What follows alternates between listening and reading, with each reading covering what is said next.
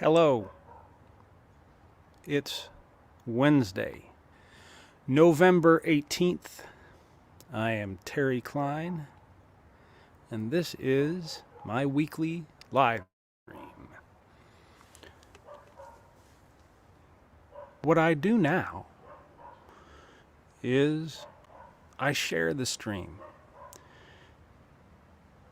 because that's just what I guess we're supposed to do. So let's give it a share.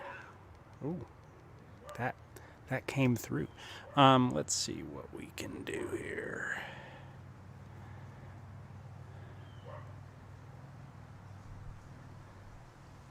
Okay.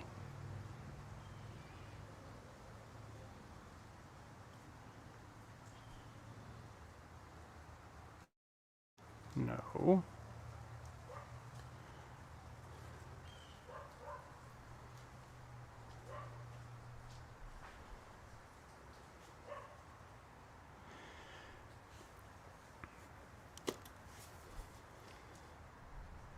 Okay, so we're at 11:59 a.m. here in Austin, Texas, and we're going to start playing some songs in a minute here. I don't have a set list. I do have a notion of kind of a general category of tunes I think I'm thinking about playing today. Hello, Allie. It's very nice to see you. And we'll just kind of play it by ear. If there is something that you've got a hankering for, please let me know, and I'll try to play it. I think most of you all know the drill. Hello, Jim. Hello, Ruth. I think most of y'all know the drill. If you're here, say a quick hello. If you are inclined to do so, go ahead and share this on your Facebook feed or on Twitter or something if you want to share the YouTube link. And there are tip links, but that's just if you're feeling generous.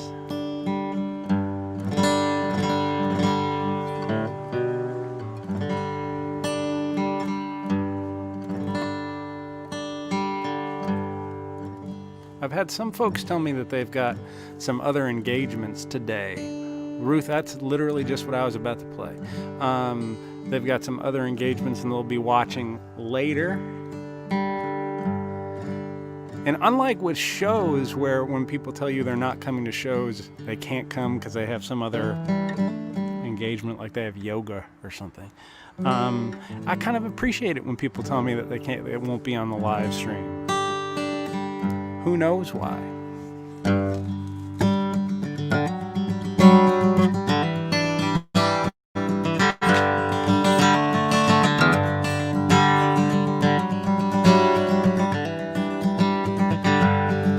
Well, they took out the circle, but the traffic's no better. $60 million just pissed away.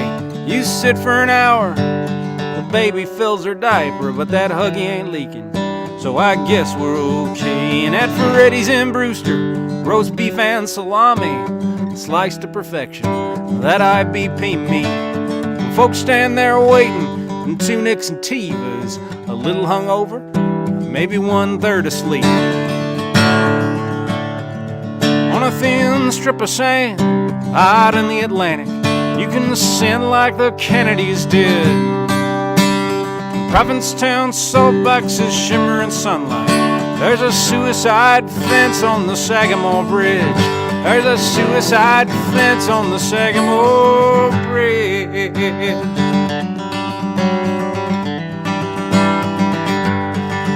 Yeah, bar band in Wellfleet. They do hits from the 90s at the Beachcomber Pub on Saturday nights.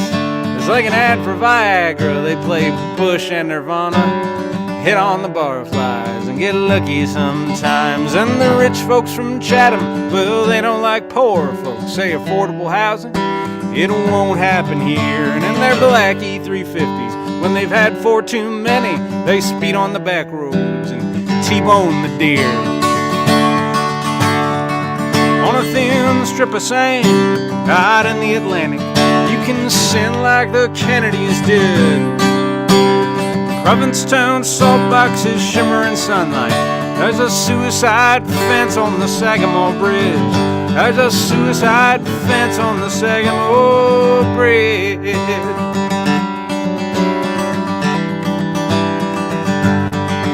Yeah, the girls in from Russia live in single wide trailers in Yarmouth and Dennis.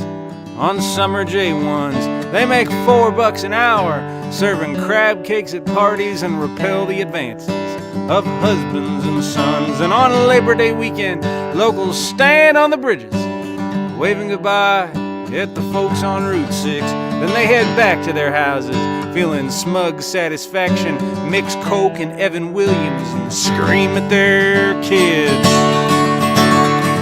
On a thin strip of sand out in the Atlantic, you can sin like the Kennedys did. Provincetown salt boxes shimmer in sunlight. There's a suicide fence on the Sagamore Bridge. There's a suicide fence on the Sagamore Bridge. There's a suicide fence on the Sagamore Bridge.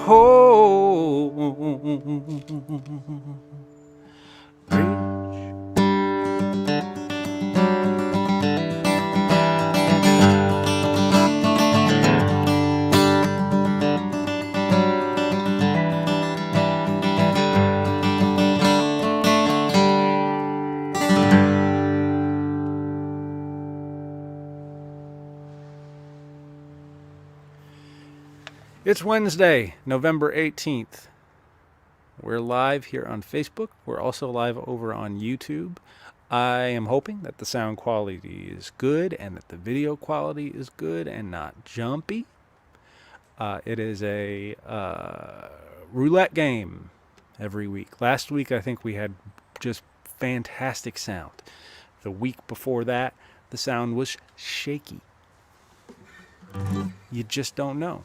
November 18th, it is 12:05 p.m. This is my weekly live stream. I think I'm going to do this next week, even though it's going to be the day before Thanksgiving, because Thanksgiving is going to be so odd this year. So, you know, we can be odd together.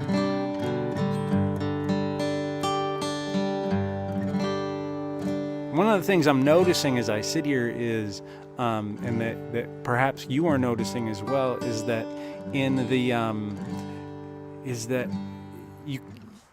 one of the ways that I kind of mark the passage of time is based on the position of the sun in the sky, which that's old school. I think that's kind of old school. And what you might remember is in the summer, you'd have the light kind of streaming in from the back of me, hitting right on the camera lens, and it would cause this little flare to happen. That's kind of northeast. Okay, now we've got the sun in the southeast. So, but it's still beautiful. I mean, it's more beautiful than it was over the summer from a weather perspective. It's about 70 degrees. I do not see a cloud in the sky. It's quite dry. I'd kind of like some rain. But you know,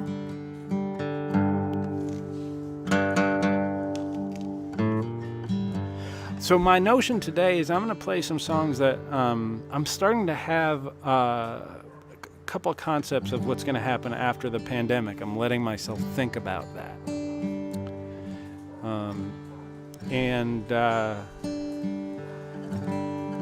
I'm letting myself think about that. So I'm gonna play some songs that you know, that you've heard, that will perhaps be on a project that happens, you know, when things start to open up.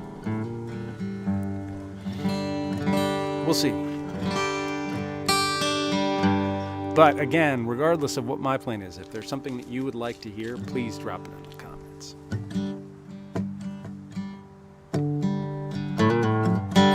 This is called 60 and a 75.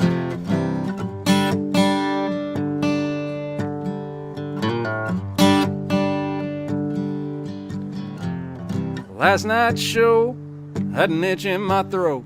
I woke up this morning, it was gone. Black coffee breakfast, not a cloud in the sky. Feeling shaky, edgy, all kinds of wrong. Played brunch at Charlie's in the LED glare. Started feeling kinda dizzy in my high top chair. But I finished the set, packed up my car, started driving back to Austin. Hope I get that far. I'm doing 60 in a 75, having a panic attack. I just got flipped off and passed by a grandma in a Cadillac. Yeah, tunnel vision, cold sweat, could be a stroke. If I took a sip of water, man, I'd probably choke. I guess I'm in the market for an SSRI. I'm doing 60 in a 75.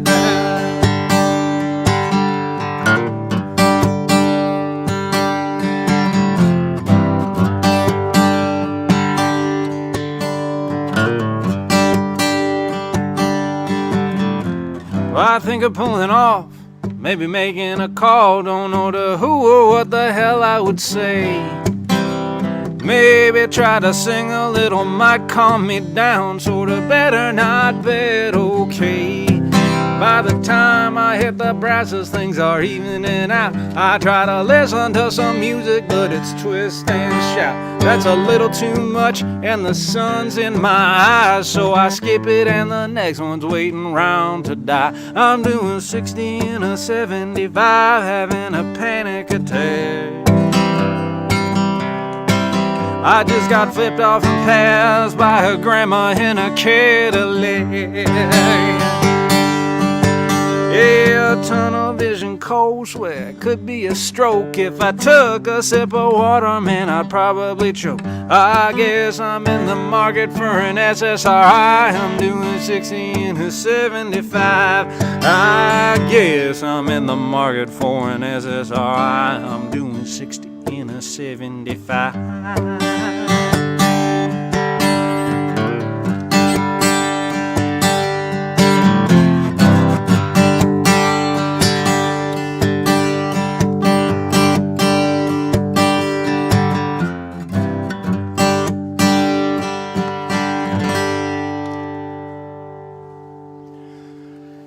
Hello to everyone who's jumping on. Adam, it is a beautiful Texas day. Andy, hello. Hello to you in Noonan. I have some friends in Noonan in the Netherlands, and one of them, not one of them, but there are two of them. They're in a band called Tip Jar. It's Bart DeWin and Ariana Knecht, and they released a song this past weekend, and jump on my Facebook feed, and I shared it. It's a wonderful little bluegrass tune, and kind of a nice little salve for what we're dealing with.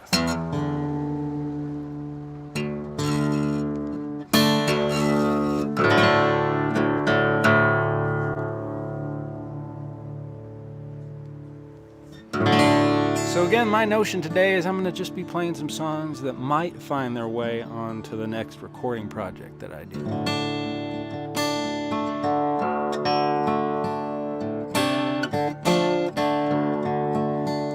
Though this one kind of technically has already been recorded. This is the B-side of a 45 record that I made with Brian Brinkerhoff and Frank Swart at Need to Know Music. The A-side is Does the Fish Feel the Knife? You can buy that from me on my store. I've got all the shipping materials I need, and so I can ship it to you.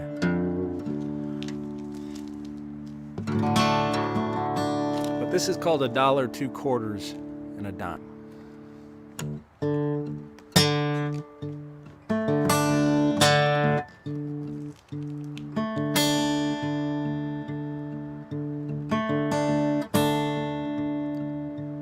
I'm scrounging for $1, boy.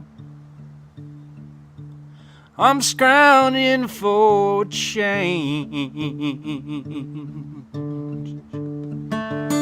Oh, I need money for my cigarettes. I got a habit I can't shake.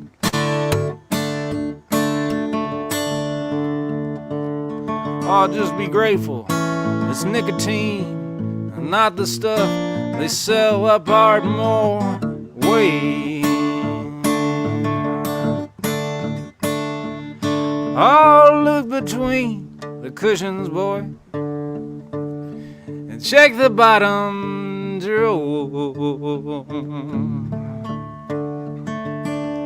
Yeah, we got $2.45. We're still $1.60 short.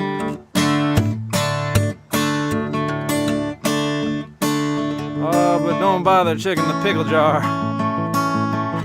Ain't nothing in there anymore. Yeah, we need $1. 2 quarters and a dime. Yeah, we just need $1. 2 quarters and a dime.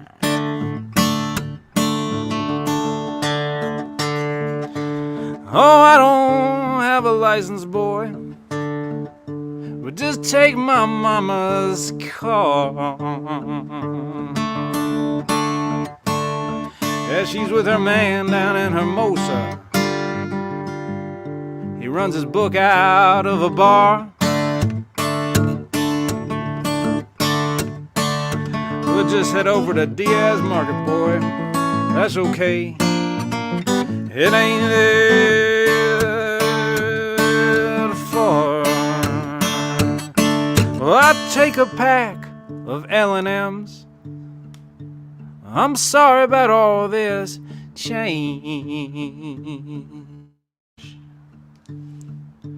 Yeah, you know me, and I know you. We both know that I'm of age. Oh, I'm gonna rip this plastic wrapper off and smoke these latchkey blues right away. We found $1, 2 quarters and a dime. Oh, we found that $1, 2 quarters and a dime. Thank goodness we did.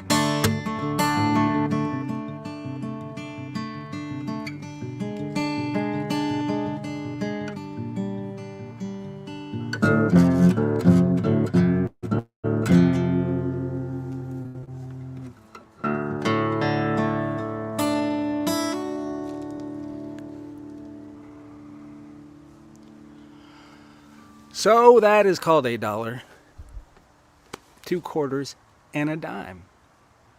And that is the B-side on a little 45, little 7-inch record that I made with Need to Know Music just about exactly a year ago now. We recorded that stuff. A little bit less than a year. More. I don't even know. Time? What is time? What is it? Who knows? We're in the shadows here today. Or maybe that's just the fact that I'm wearing my sunglasses. The sun is popping in and out of the live oak tree. The trunk of which you can see behind me. Actually, it's on that side. Let's see. 12:17.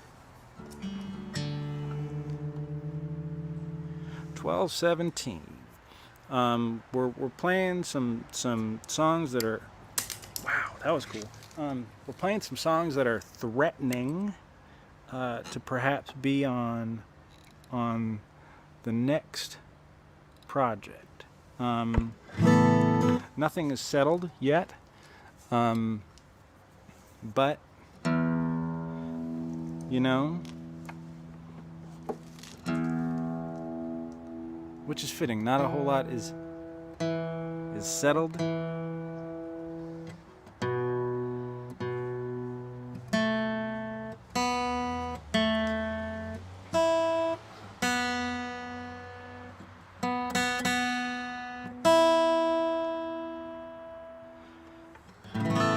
So I played that song, a dollar, 2 quarters, and a dime, that I recorded out in Northern California last October when I was on tour out there with my very dear friend Jordy Bizon. We played a show in the Bay Area and then drove down and played a show outside Santa Barbara in a gorgeous little town called Los Olivos. And on the way down there, we drove through Salinas, California.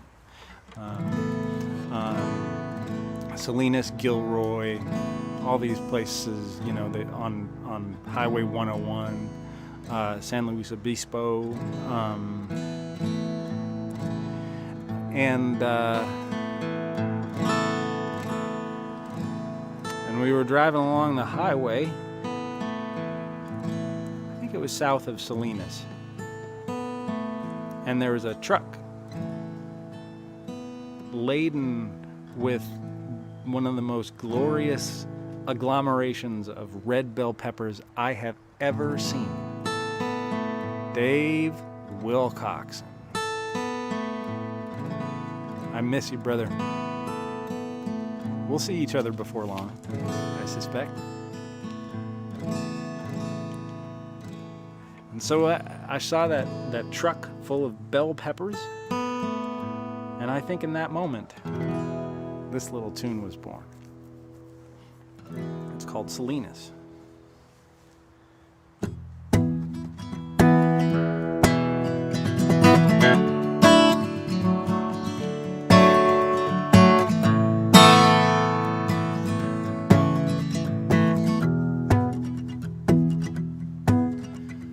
Once knew a woman in Salinas so fine, like a ripe bell pepper in a pepper patch, and she is sometimes on my mind.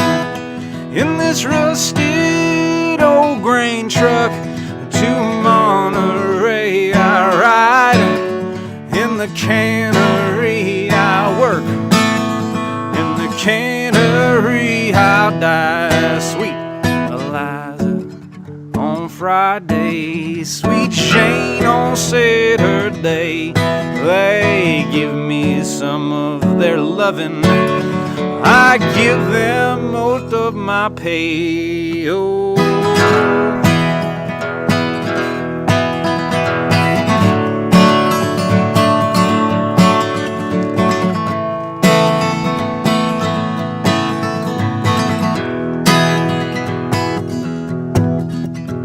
Came to this valley with a Joseph Sinclair Hicks. He said there weren't one problem us workers had that a union would not fix. But one night up in Gilroy, they laid Big Joseph low.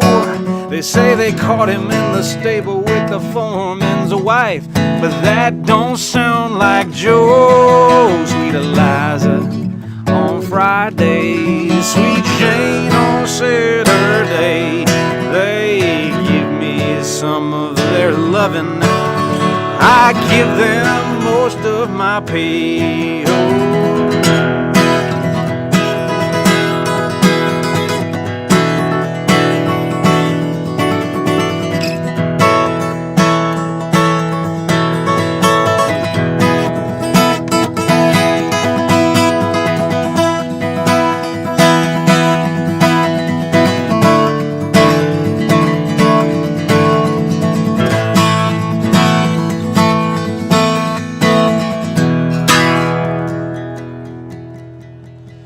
Done with the good Lord, and I hope you understand. You see, the homestead back in Goodwell is under half a foot of sand. Sweet Eliza on Friday, sweet Shane on Saturday, they give me some of their loving, I give them most of my pay. Sweet Eliza on Friday, sweet Jane on Saturday, they give me some of their loving, and I give them most of my pay.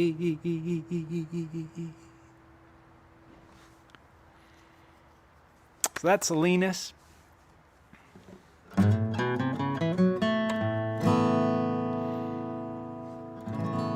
That was, as I mentioned, born or conceived on a tour I did of the West Coast last year around this time.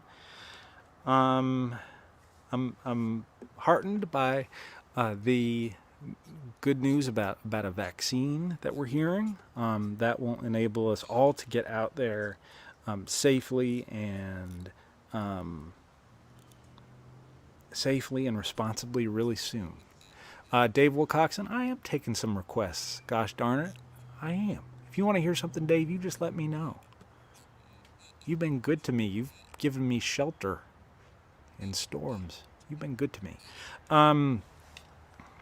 But yeah, so I don't know. I've been pondering a lot of what I'm seeing. I think it's a real shame that that the federal government and hasn't stepped in. And oh, Dave, I started off with Sagamore Bridge.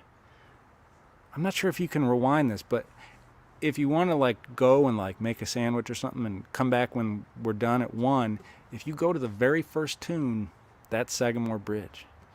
Yeah, so I wish that the federal government had stepped in and provided funding to bars and venues and artists also, by extension.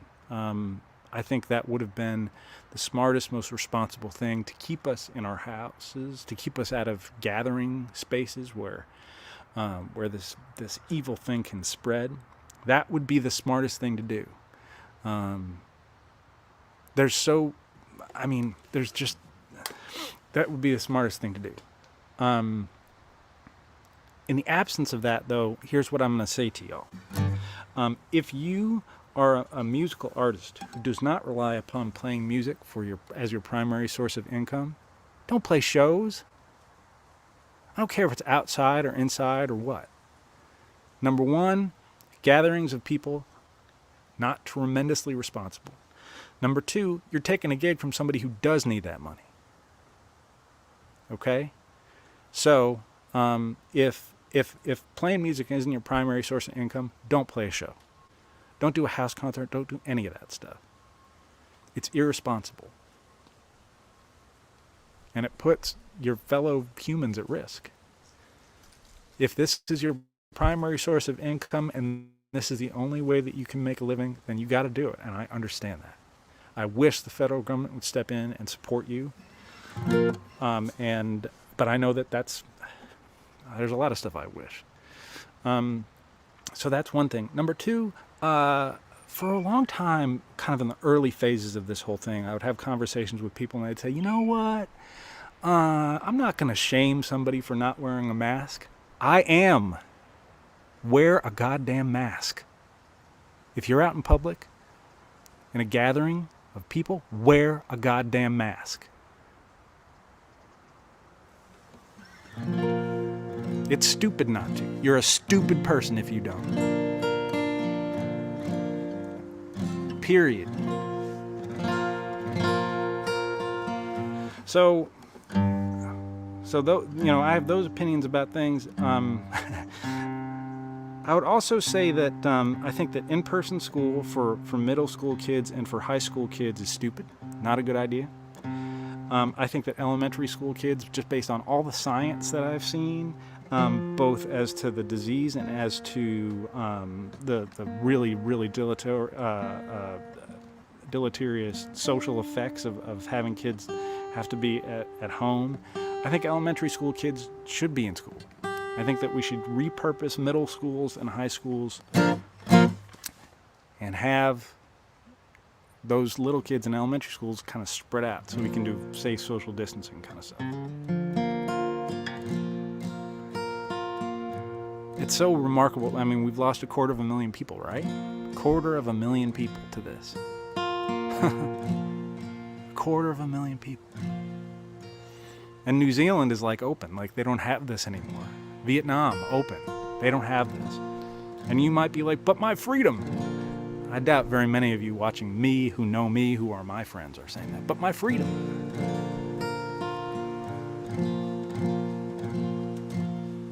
If you put your freedom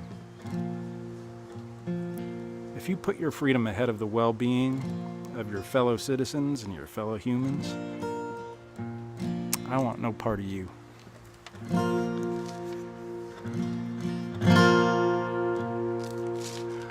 And with that note, I'm going to play a song about the greatest short-track stock car racer who ever lived.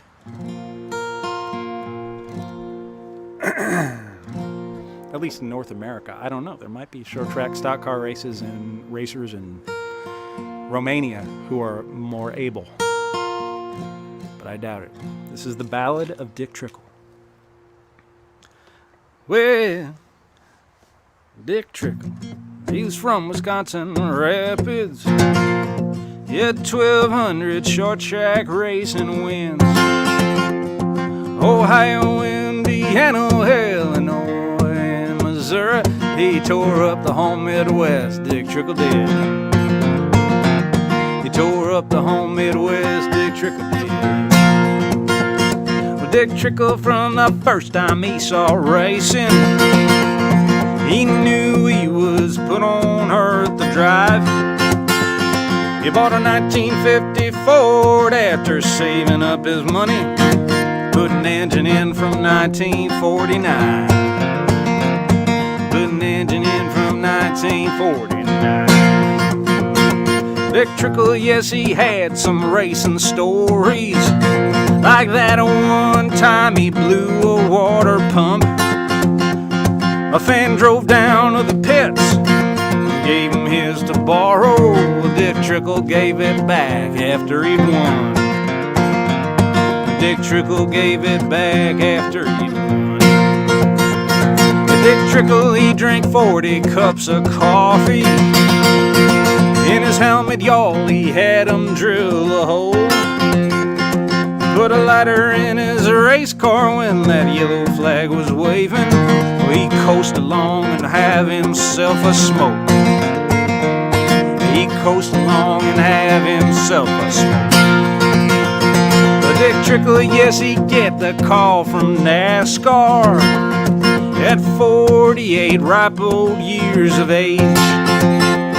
He won Rookie of the Year and race fans' adoration. Well, Dick Trickle's so much more than just a name. Dick Trickle's so much more than just a name.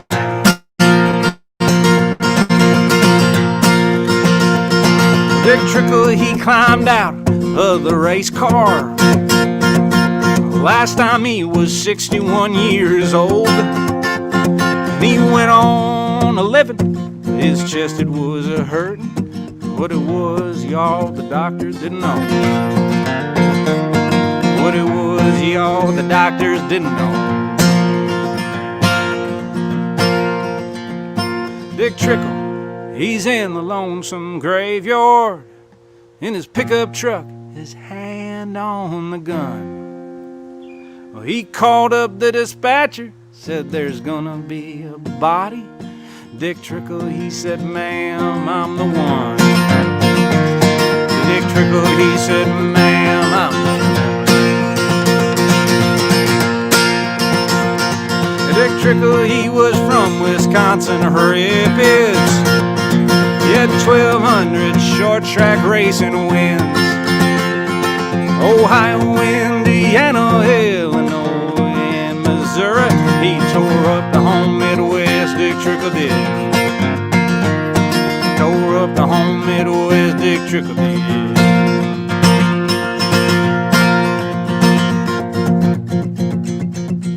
Can you hear the engine revving?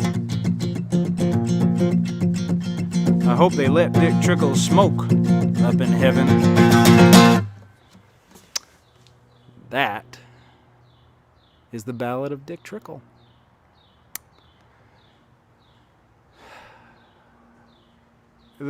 How that song happened, it's a long road. it's a winding road. But what I will say is this: it's I think everything in that song is true. It's all based on this incredible person who lived in the 20th century and early part of the 21st century, and I did some research on him just because I'd heard stories, and the stories that I found were so compelling that I felt like it was a song I maybe wanted to try and write. But I tried to get a couple friends of mine to talk me out of writing it. And when I told them the stories, they said, no, I think you should give that a try. And so for some odd reason, I settled on the notion of doing it as a traditional folk ballad. Traditional folk ballads are, they're supposed to have kind of engaging melodies and no chorus at all. And what I did is I borrowed the melody from an old traditional song called The Ballad of John Henry, which some of you might know. And I repurposed it for the Ballad of Dick Trickle. Two folk heroes, right? So that's kind of how that song happened. We are at 12:35 on Wednesday, November 18th. I know that some of you will be joining us later to watch the recorded version of this. That's what time it is, and that's what day it is.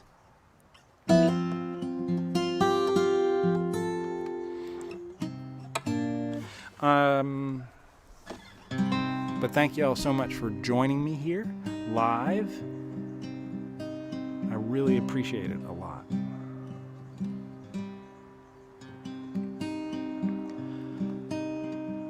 If there's something you do want to hear, please drop it in the comments. What I'm doing otherwise is playing some songs that I think are kind of threatening to be on the next record that I make and it comes out.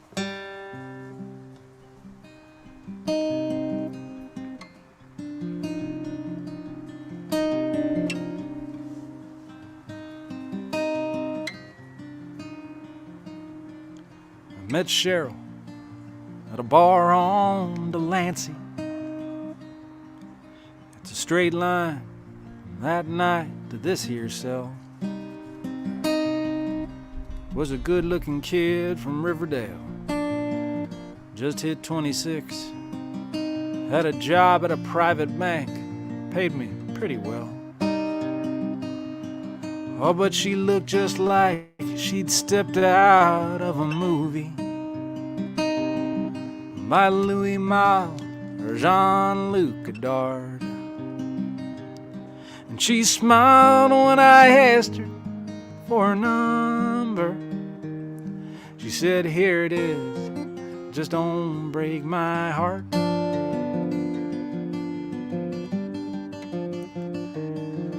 The thrill of catching lightning in a bottle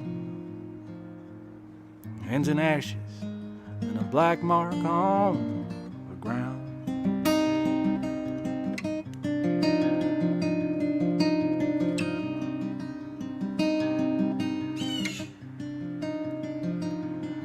Well, me and Cheryl, we got married 4 months later. My mom and dad were not exactly pleased. You see, Cheryl was connected to the outfit in Chicago. I wasn't sure how, it didn't much matter to me. We bought a big old house and moved on up to Westport. And Cheryl hired a maid from Cartagena.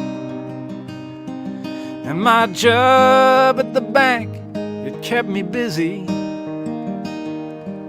And Cheryl kept busy moving Lupe's cocaine.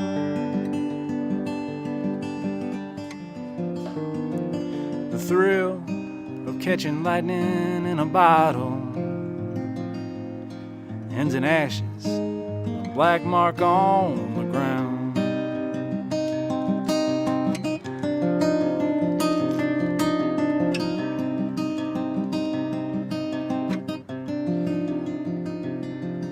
There are things in life you'll always remember, no matter how hard you try to forget. For me, it's the call from Detective White in Westport, telling me that Cheryl and Lupe had been shot dead. And in spite of Lupe's cartel connections and the outfit's concern for just what Cheryl knew, they brought me up on a charge of double murder, and they're holding me till the trial's through. The thrill of catching lightning in a bottle ends in ashes and a black mark on the ground.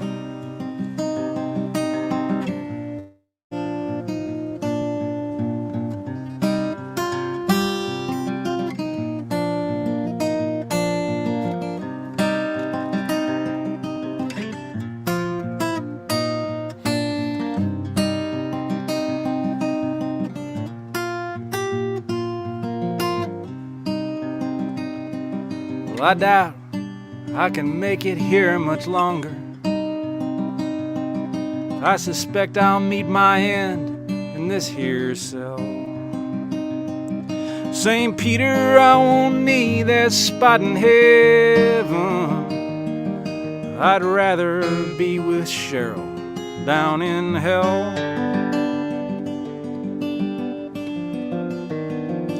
The thrill of catching lightning in a bottle ends in ashes and a black mark on the ground.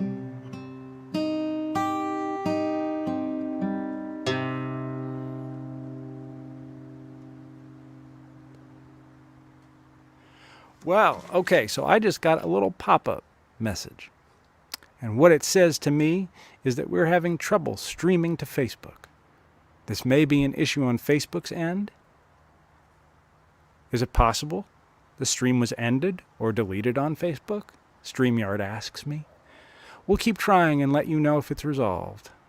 Please check Facebook to ensure the stream looks okay if this continues for a while. Try creating a new broadcast or just remove the destination from the broadcast and re-add it. Well, I don't quite know what to do. It's 12:41 p.m. Here's what we're going to try. Let's see here.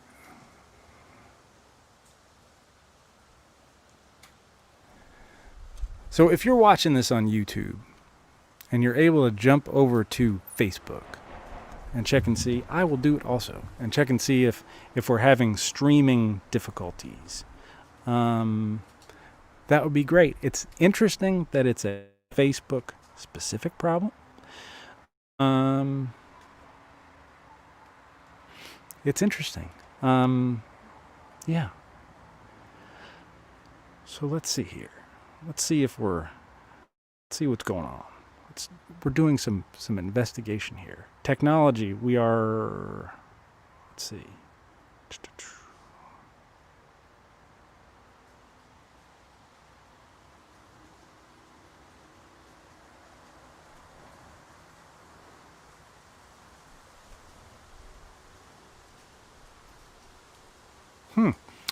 It appears to be just plain old dead on Facebook. So what I'm going to do, I think, I'm going to try to do this,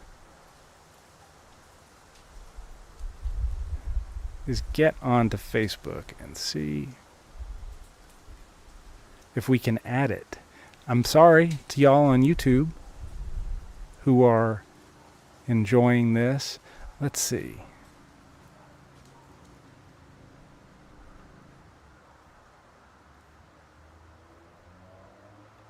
So now what I'm going to try to do is add Facebook and see what happens.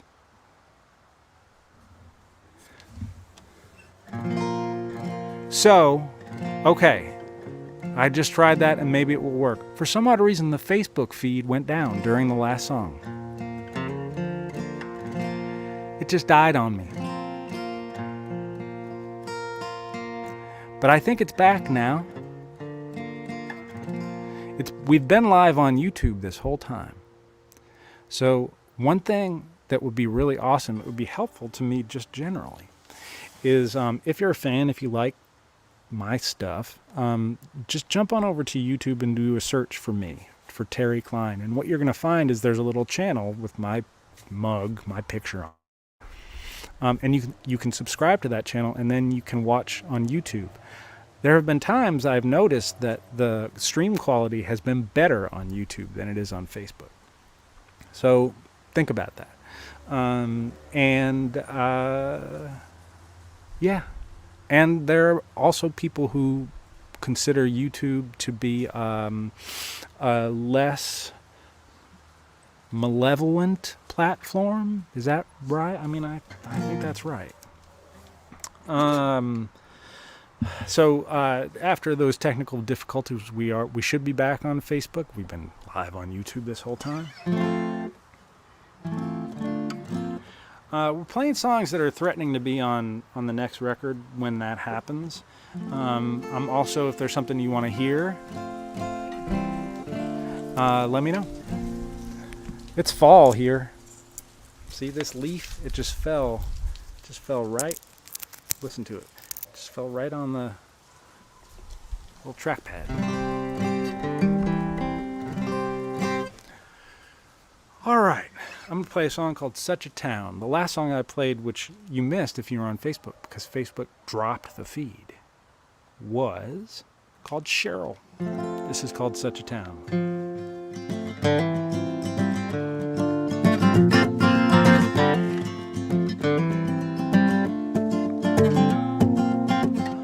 Back when I was a grown-up, I had an office with a view of Cambridge across the river and Dedham to the south, and Boston standing pat between the two. Like that Robert Francis poem about the hound. Well, my feelings about Boston are uncertain as of now. Such a town, such a town.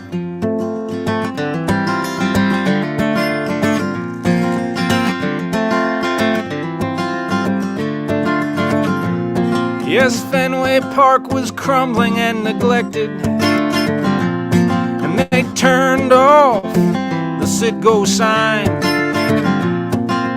Ray Flynn took down the Rainbow Coalition. That's the Boston I picture in my mind. No, not Crispus Attucks, not Paul Revere. No, it's kids throwing rocks at buses and a flag used as a spear. Such a town, such a town.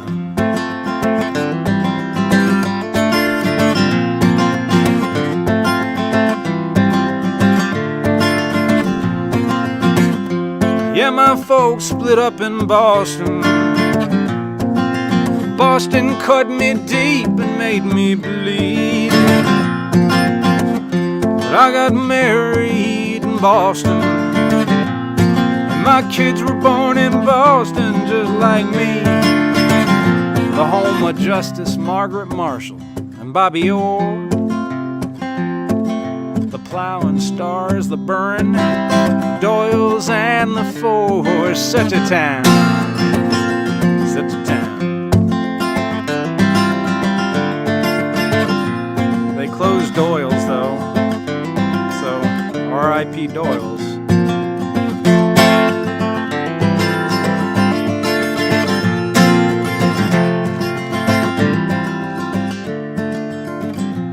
We'll take the red line from Park Street out to Harvard, the orange line from State to Forest Hills.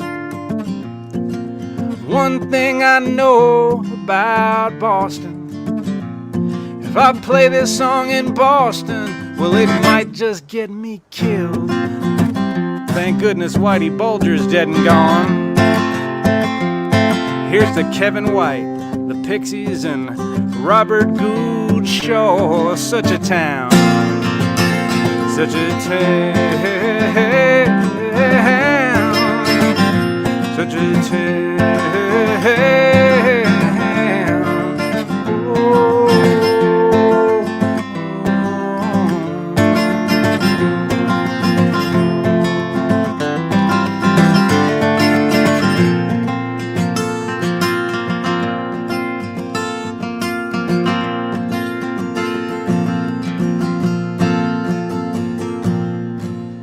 Such a town.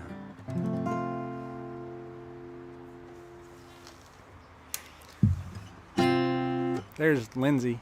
She just gave me a kiss through the patio door, which I will take. Okay, so we had some technical difficulties over on Facebook, where some of you are. YouTube experienced no technical difficulties. Why? I don't know. I don't know.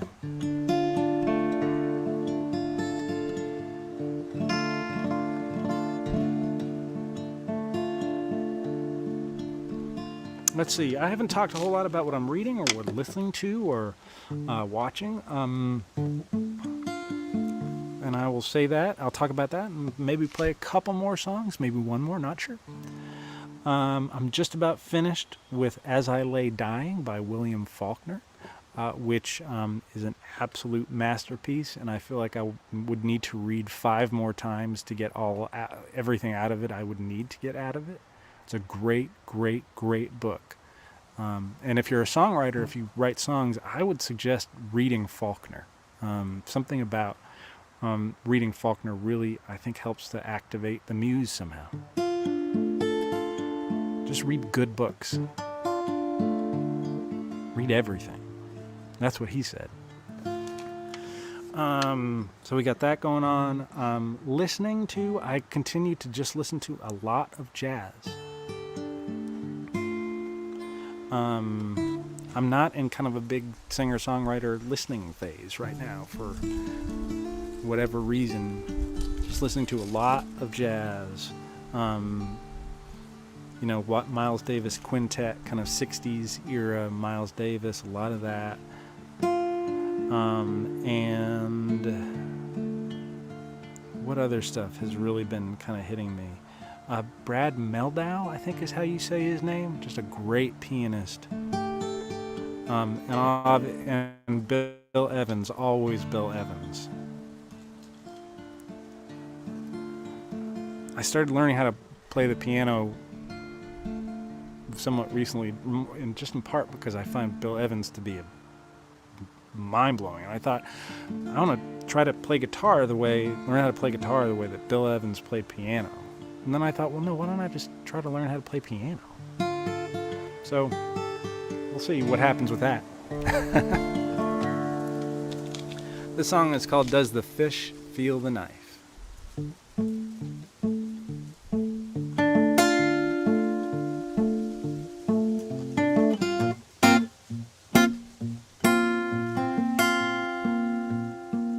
Does the fish feel the knife?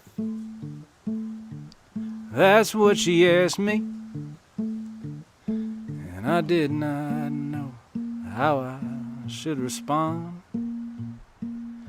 She asked me again, said, Daddy, did you hear me?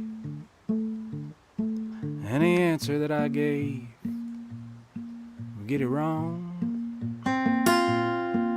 And most things seem kind of simple until you poke at them even just a little. Does a fish feel the knife?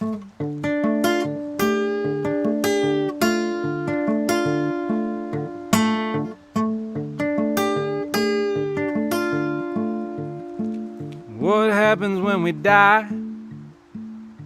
Is it kind of like sleeping? Well, she asked me this, and I was at a loss. Driving home from a wake early in the evening, I'd seen her staring up at Jesus on the cross. And you can't say no one knows. Not to a girl who's 4 years old. Does the fish feel the knife?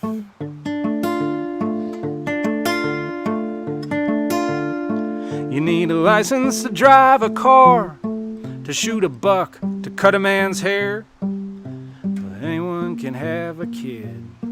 I'll send you home, good luck, take care. Does the fish feel the knife?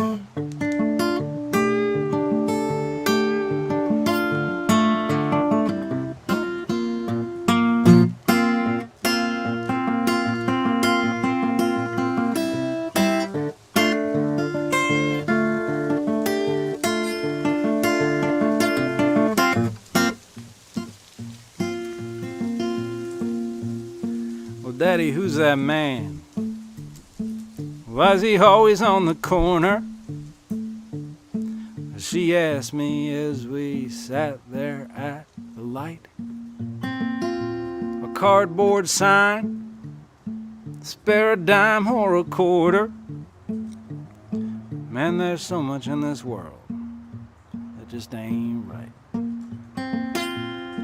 We let folks slip through the cracks. I wasn't gonna tell her that. Does the fish feel the knife?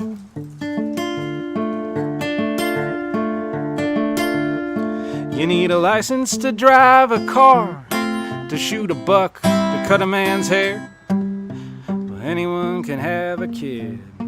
I send you home, good luck, take care. Does a fish feel the knife? Does a fish feel the knife? Does the fish feel the knife? Does the fish feel the knife?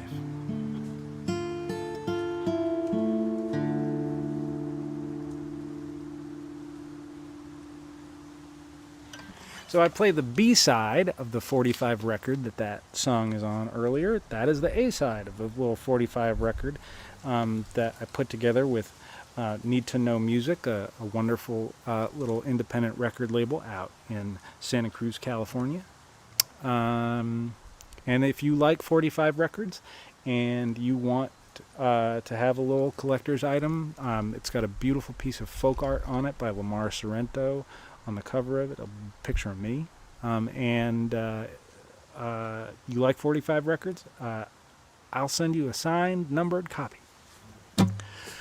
We are at 12:56 p.m. I think we're going to play one more tune, one more simple, lighthearted tune, and then we're going to bring it home.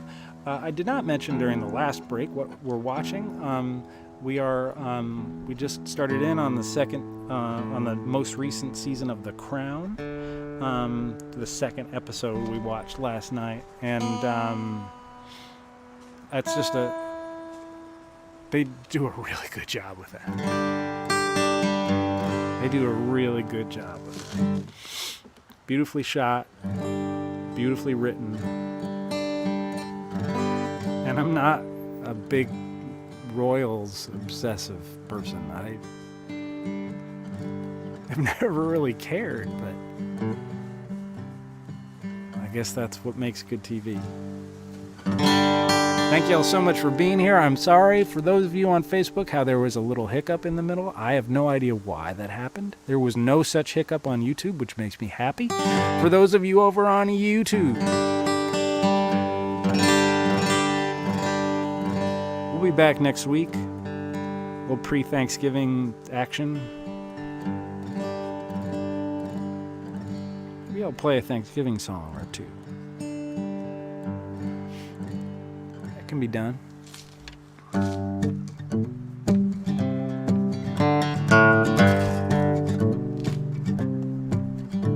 Well, Grandma June and Grandpa Joe lived up in Dutchess County. They had a tiny house on a big old piece of land. And that house was filled with books and sculptures and papers and paintings that take an MFA to understand. Well, sometimes Grandpa Joe, he'd almost lose his temper. He'd say, June, this house is looking like a war zone. She'd put her hands on her hips, tilt her head to the left and say, dull women keep immaculate homes.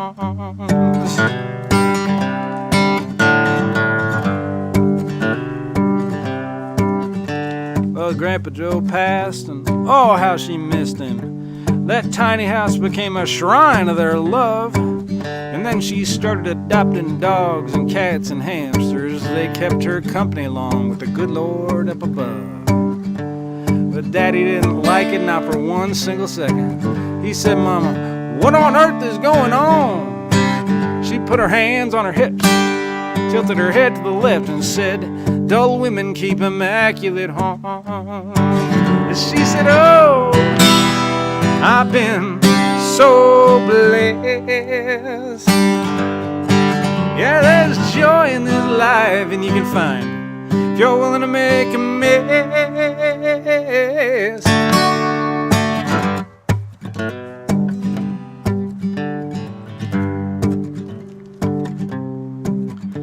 We lost Grandma June a year ago November. I hadn't cried like that since I was just a kid.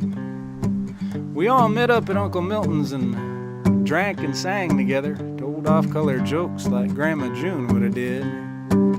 Then we buried her in the cemetery right next to her beloved, and Daddy wouldn't say just what he put on her gravestone. I read that epitaph, and there etched in granite was, dull women keep immaculate homes. Dull women keep immaculate home.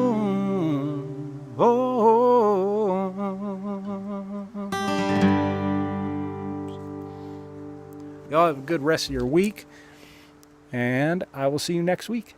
Same time, same channel. Take care.